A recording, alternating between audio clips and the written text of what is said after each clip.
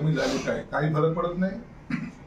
आम्ही आहोत, आमच्या ध्येय धोरणाला चिटकून आहोत। आमचा विषय महत्वाचा आहे, त्याच्याशी कुठेही कोणीही स्पीड ब्रेकर घालू शकत नाही आणि आमच्या भूमिकेपासून आम्ही हलणार सुद्धा नाही।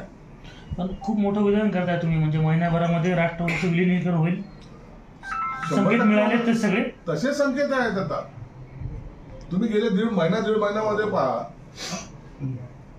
त्यांच्या पक्षाच्या नेत्यांनी, जे वरिष्ठ नेते त्यांनी कुठेही अशी टीका कुठेही केलेली नाही आणि तीच बाजू, ती दिशा पाहून उभाटा गट सुद्धा आजकाल देवेंद्र फडणवीस साहेबांच्या प्रेमात पडलेला आहे। भेटतायत वारंवार, साथ मिलके काम करण्याची घोषणा करतायत आणि एकदा नाही दोनदा नाही, अत्यंत विकासाचा यांना जो काय आव आणता येते त्या दिशेने जे काही भेटतायत, त्याचा अर्थ असा होतो की आता हे थकलेत, यांना आता जाणीव झाली की आपण जे काय बोंबलत होतो, आपण जे काय टोमणे मारत होतो, त्याचा काहीही उपयोग या महाराष्ट्राच्या जनतेच्या मनावर झाला नाही।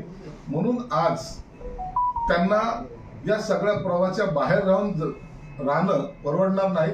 माशासारखे तडपडून हे लोक मरतील, त्यापेक्षा समुद्रामध्ये डुबकी मारणं हे त्यांच्याकडे असलेला पर्याय आहे।